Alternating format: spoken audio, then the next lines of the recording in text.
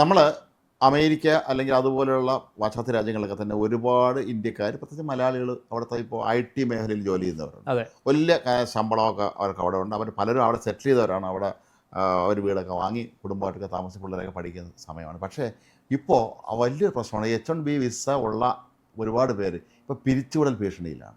എനിക്ക് തോന്നുന്നു കൂടുതലും മലയാളീസാന്ന് തോന്നുന്നു അവിടെ കൂടുതലും അല്ലേ. ഒരുപാട് മലയാളികളുണ്ട്. ഇന്ത്യക്കാർ മലയാളികൾ, ആന്ധ്രാക്കാരൊക്കെ ധാരാളം ഉണ്ടെന്ന് കേട്ടിട്ടുണ്ട്. തമിഴന്മാർ. ഞങ്ങളെ ബന്ധുക്കളൊക്കെ ഇതുപോലെ അവിടെ തമിഴന്മാർ. ജോലി ചെയ്യുന്നവരുണ്ട്. ഈ H1B വിസ എന്ന് പറയുമ്പോൾ ഇത് ഗ്രീൻ കാർഡ് ഇല്ലാതെ അവിടെ താമസിക്കാൻ കഴിയില്ല അല്ലേ. അതെ അതെ അതെ അതല്ലേ പെർമനന്റ് അതെ അതെ റെസിഡൻഷ്യൽ ഉള്ള സംഭവം ഗ്രീൻ കാർഡ് അല്ലേ. അതെ. അപ്പോൾ ഈ H1B വിസ വരുമ്പോൾ എനിക്ക് തോന്നുന്നു ഏറ്റവും കൂടുതൽ ഈ IT ഫീൽഡിലുള്ളവരാണ് ആണ് കൂടുതലും ഉള്ളത് അല്ലേ, അമേരിക്കയിലേക്ക്. അതെ അതെ. നമ്മുടെയൊക്കെ വിചാരം ഇവർ അമേരിക്കയിലോട്ട് പോയി അപ്പോഴേ ഇവർ രക്ഷപ്പെട്ടു എന്നാണ് നമ്മുടെയൊക്കെ ധാരണ. നാട്ടുകാർ ഓക്കെ. ഇപ്പൊ ഇതിനകത്ത് പറയുന്നത് എല്ലാവരോടും 60 ദിവസത്തിനുള്ളിൽ ജോലി എടുത്തുകൊള്ളുക അല്ലെങ്കിൽ രാജ്യം വിട്ടുകൊള്ളുക എന്നാണ്. അപ്പോൾ ഇതിൽ ചില സാങ്കേതിക പ്രശ്നങ്ങളുണ്ട്. നമുക്ക് ഈ 60 ദിവസം കൊണ്ടൊന്ന് പെട്ടെന്ന് ഒരു ജോലി സംഘടിപ്പിച്ചെടുക്കുക എന്ന് പറയുന്നത് നമ്മുടെ നാട്ടിലെ പോലെ അത്ര എളുപ്പമല്ല. ഒരു ചാനലിൽ മറ്റൊരു ചാനലിലേക്ക് നമ്മൾ ഇവിടെ ചാടുന്നത് പോലെയൊന്നും അല്ല. സമയമെടുക്കും. അതിൻ്റെ പ്രോസസ്സിന് സമയമെടുക്കുമെന്നാണ്. അപ്പോൾ ഇത് വലിയ തോതിലുള്ള പ്രതിസന്ധി സൃഷ്ടിക്കാനുള്ള സാധ്യതയുണ്ട്. കാരണം നിങ്ങൾ 60 ദിവസം കൊണ്ട് വേറെ ജോലി ഉണ്ടെങ്കിൽ നാട്ടിലേക്ക് വയ്ക്കുമെന്ന് പറഞ്ഞാൽ അതൊരു ഭീകരമായ അവസ്ഥയാണ്. അല്ല, ഇതിനകത്ത് വേറൊരു കാര്യം പറയുന്നത് ഈ US ടെക് മേഖലയെ പ്രതിസന്ധിയാണ്.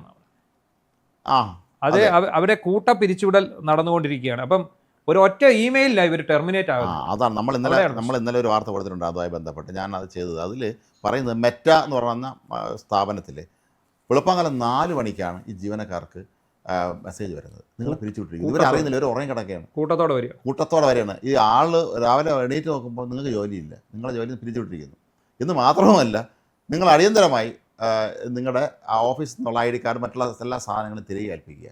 പിന്നെ നിങ്ങൾക്ക് ഓഫീസിൽ കടന്നു വരാനുള്ള അതുണ്ടല്ലോ, കാർഡ് പഞ്ച് ചെയ്യുന്ന കാർഡുണ്ടല്ലോ, അതും ക്ലോസ് ചെയ്തിട്ടുണ്ട്. അപ്പോൾ നിങ്ങൾ ഓഫീസിൻ്റെ മുന്നിൽ വരിക, അവിടെ സ്റ്റാഫ് ഉണ്ടല്ലോ, അവരിതെല്ലാം വാങ്ങിച്ച് വെച്ചിട്ട് പിന്നെ നിങ്ങളെ മറ്റ് നടപടിക്രമങ്ങൾ, അതായത് നിങ്ങൾക്ക് ഇനി ബാക്കി എന്തെങ്കിലും പൈസ കിട്ടാനുണ്ടോ, ഇവിടെ എന്തെങ്കിലും ആനുകൂല്യങ്ങളുള്ളത് അത് ഞങ്ങൾ തന്നു തീർത്തോളം, കുഴപ്പമൊന്നുമില്ല. ഒപ്പം എനിക്ക് തോന്നുന്നു 1 മാസം ശമ്പളം കണ്ടുകൂടെ അഡീഷണലായിട്ട് ഒരു സഹായം എന്നുള്ള നിലയിൽ കൊടുക്കുന്നുണ്ടെന്നാണ്. ഇത് കണ്ട ഞെട്ടിപ്പോയെന്നാണ് പല ആളുകളും. കാര്യം ഭാര്യയും ഭർത്താവും ജോലി ചെയ്യുന്ന രണ്ടുപേർക്കും രാവിലെ ഇവർ കുട്ടികളും ഒക്കെ ആയിട്ട് സുരക്ഷിതമായിട്ടാണ് മാതാപിതാക്കൾ സഹിതം താമസിക്കുന്ന ആൾക്കാർ എത്രയോ പേരുണ്ട്. ഇവരൊക്കെ ഈ H1B വിസ ഉള്ളത് കൊണ്ട് അവരവിടെ പോകുന്നു. അവർ ഈ ഗ്രീൻ കാർഡ് പ്രതീക്ഷിച്ച് നിൽക്കുന്ന ആൾക്കാരാണ്. ഇപ്പോൾ ഈ പറഞ്ഞല്ലേ, ഈ മെറ്റയിലെ പിടിച്ചു വരും സമാനമായ ഒരു സംഭവം നമ്മുടെ ഇന്ത്യയിൽ നടക്കുന്നുണ്ട്. അതായത് ഒരു ന്യൂജൻ ബാങ്കിൻ്റെ പേര് ഞാൻ പറയുന്നില്ല. ഈ ബാങ്കിൻ്റെ ഒരു മാനേജർ ഇന്നലെ നമുക്ക് ഒരു മെസ്സേജ് അയച്ചു, ഇതുപോലെ ഈ ബാങ്കിൽ പിരിച്ചുവിടൽ നടക്കുന്നു എന്ന് പറഞ്ഞ് അദ്ദേഹം നിങ്ങൾക്ക് ഒരു സ്റ്റോറി ആക്കാൻ കഴിയുമോ എന്ന് ചോദിച്ചുകൊണ്ടൊരു മെസ്സേജ് വിടുക. അപ്പോൾ തന്നെ ഞാൻ ഈ നമ്പറിൽ വിളിച്ചു, നമുക്ക് വന്ന മെസ്സേജിൻ്റെ നമ്പറിൽ ഞാൻ വിളിച്ച സമയത്ത് അദ്ദേഹം പറയുന്നത് ഇതേ കഥയാണ്. ഇന്നലെ വരെ കേരളത്തിൽ ഈ ബാങ്കിൻ്റെ റീജിയണൽ ഹെഡായിരുന്ന ആൾക്ക് ഇന്ന് രാവിലെ 10 മണിക്ക് ഒരു മെയിൽ കിട്ടും, നിങ്ങൾ ഈ നിമിഷം പൊക്കോണം, ജോലി കഴിഞ്ഞു, നിങ്ങളുടെ ജോലി കഴിഞ്ഞു, നിങ്ങളെ ഈ ടെർമിനേറ്റ് ചെയ്തിരിക്കുന്നു.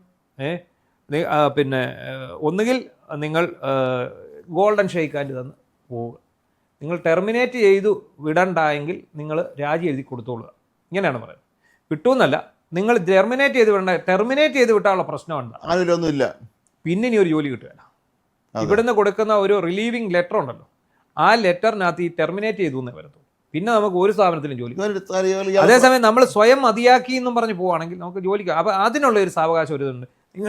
നിങ്ങൾ ഇപ്പോൾ തന്നെ ഇങ്ങനെ ഒരു കത്തെഴുതി വെച്ചതിന് ശേഷം നിങ്ങൾ പൊക്കോളുക, നിങ്ങൾക്ക് 3 മാസത്തെ ശമ്പളം തരും. 3 മാസത്തെ ശമ്പളം തരും നഷ്ടപരിഹാരമായിട്ട്. പിന്നെ നിങ്ങളുടെ ഗ്രാറ്റുവിറ്റിയും PF എല്ലാം നിങ്ങൾക്ക് തന്നിരിക്കും. പിന്നെ ഈ പറഞ്ഞ പോലെ നിങ്ങളുടെ ബാങ്കിൻ്റെ പാസ്വേഡ്, നിങ്ങളുടെ ID കാർഡ്, നമുക്ക് എല്ലാവർക്കും ബയോമെട്രിക് സിം കാർഡ് ഒക്കെ തിരിച്ചു കൊടുത്തിട്ട് പോകുക. അതാണ് ഇപ്പം കൂട്ടത്തോടെ പിരിച്ചു വിട്ടോണ്ടിരിക്കുന്നത്. അല്ല, നമ്മുടെ നാട്ടിലെ മാധ്യമ സ്ഥാപനങ്ങളിൽ ഇത് നടക്കുന്നുണ്ട്. നമ്മുടെ നാട്ടിലെ, ഞാൻ സ്ഥാപനത്തിൻ്റെ പേര് പറഞ്ഞില്ല, വളരെ പ്രമുഖമായ ഒരു ഇംഗ്ലീഷ് ദിനപത്രത്തിൻ്റെ കേരളത്തെ തിരുവനന്തപുരത്ത് ഓഫീസ് രാവിലെ എല്ലാവർക്കും പറയാം, നിങ്ങളെല്ലാവരും രാവിലെ വീഡിയോ കോളിൽ വരിക, എന്തോ അത്യാവശ്യം മീറ്റിംഗ് ആണെന്ന് പറഞ്ഞു. മീറ്റിംഗ് ഒന്നും പറയണം, അവിടുത്തെ പ്രധാനപ്പെട്ട ആൾ ഉൾപ്പെടെയുള്ളവരെ നിങ്ങൾ പിരിച്ചു വിട്ടിരിക്കുന്നു.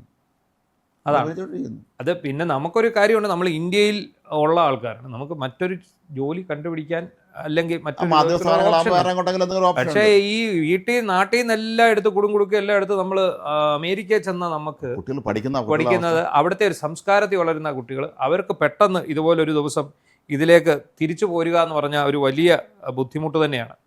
അതായത് ഇപ്പം വിട്ടിരിക്കുന്ന കമ്പനികളുടെ പേര് കണ്ടില്ലേ, മെറ്റ, ആമസോൺ, ലിങ്ക്ഡിൻ, ഇതൊക്കെ എന്ന് പറഞ്ഞാൽ പിന്നെ ഇവിടുത്തെ ഏറ്റവും വലിയ കമ്പനികളാണ്. മൈക്രോസോഫ്റ്റ്, ഗൂഗിൾ, ഒറാക്കിൾ, ഇവരെല്ലാം ചെലവ് ചുരുക്കലിന്റെ ഭാഗമായിട്ട് എനിക്ക് തോന്നുന്നത് ഈ ചാറ്റ് GPT-യുടെയും ആർട്ടിഫിഷ്യൽ ഇന്റലിജൻസിന്റെയും വരവോടെ ഈ ടൂളുകളുടെ വരവോടുകൂടിയാണ് ഈ ഇവരുടെ ജീവനക്കാരുടെ എണ്ണം കുറഞ്ഞ. ഇത് നേരത്തെ നമ്മൾ പ്രതീക്ഷിച്ചിരുന്ന കാര്യമാണ്. അപ്പോൾ ഇതിപ്പോൾ സംഭവിച്ചിരിക്കുന്നത് ഇത് ചെലവ് അവർ കമ്പനി ചെലവ് ചുരുക്കുകയാണ്. പക്ഷേ ഇവിടെ എന്താ സംഭവിക്കുന്നതെന്നറിയും, ഇവിടെ ആയിരക്കണക്കിന് കുടുംബങ്ങളുടെ ജീവിതം പ്രതിസന്ധിയിലായി, ഇന്ത്യക്കാരുടെ. അവിടെ നിന്ന് പോന്നാൽ ഇവിടെ വരുമ്പോൾ എന്തോ ചെയ്യും? കാരണം അവിടെ നിന്നത് അവിടെ നിൽക്കുന്ന സമയത്ത് അവർക്ക് ശമ്പളമുണ്ട്, മറ്റു കാര്യങ്ങളുണ്ട്. തിരിച്ച് ഇന്ത്യ വന്നാൽ എന്ത് ചെയ്യും?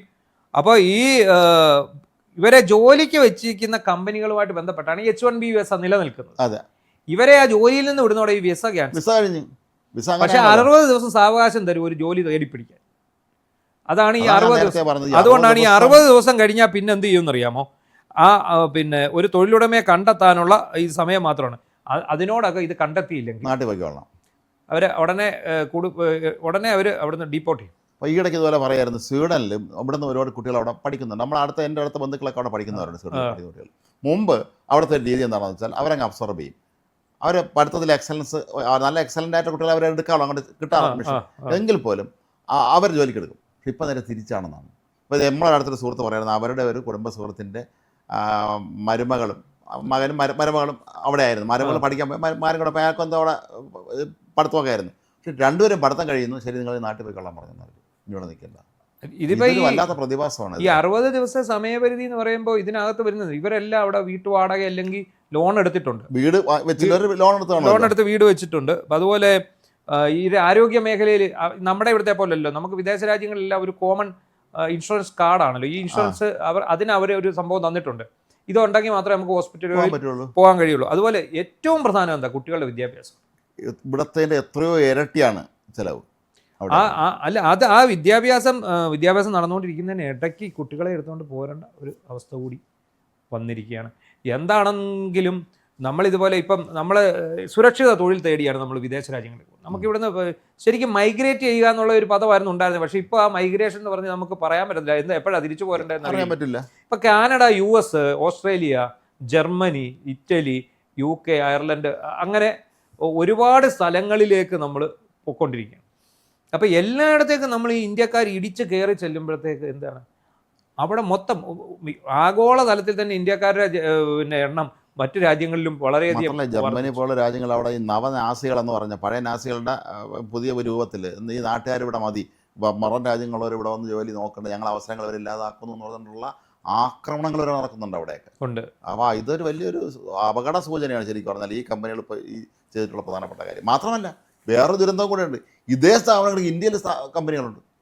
ഈ പ്രധാനപ്പെട്ട ഇവർക്കെല്ലാം ഇന്ത്യയിൽ, അപ്പോൾ നമ്മുടെ അമേരിക്കയിലെ അല്ലോ യൂറോപ്പിലെ മാത്രമല്ല, ഇന്ത്യയിലുള്ള കേരളത്തിലൊക്കെ ഉള്ള തന്നെ നമ്മുടെ സ്ഥാപനങ്ങളിൽ പലർക്കും ജോലി നഷ്ടമാകുമോ എന്ന് സ്വാഭാവികം നമ്മൾ സംശയിക്കേണ്ടി വരും. അല്ല, അതിനകത്ത് വേറെ കാര്യമുണ്ട്. ഇവിടെ നിന്ന് പോയിട്ടുള്ളവരാണ് അവിടേക്ക് ഇവിടെ ജോലിക്ക് പ്രവേശിക്കുന്നത്. ഇപ്പോൾ ആമസോണിൻ്റെ അല്ലെങ്കിൽ മൈക്രോസോഫ്റ്റിൻ്റെ, ഗൂഗിളിൻ്റെ ഇവിടെ ജോലി ചെയ്യുന്നവരെയാണ് ഇവർ കുറച്ച് നാളത്തേക്ക് അമേരിക്കയിലേക്ക് കൊണ്ടുപോകും. അപ്പം നമ്മൾ ഈ അമേരിക്കയ്ക്ക് നമ്മുടെ ആൾക്കാരാണല്ലോ, നമ്മൾ അവിടെ എങ്ങനെയും തട്ടിമുട്ടി നിൽക്കുക എന്നുള്ളതാണ് നമ്മുടെ ലക്ഷ്യം. അവിടെ തുടർകാലം അങ്ങനെ ഇരിക്കുമ്പോഴാണ് ഈ പിരിച്ചുവിടൽ വരുന്നത്.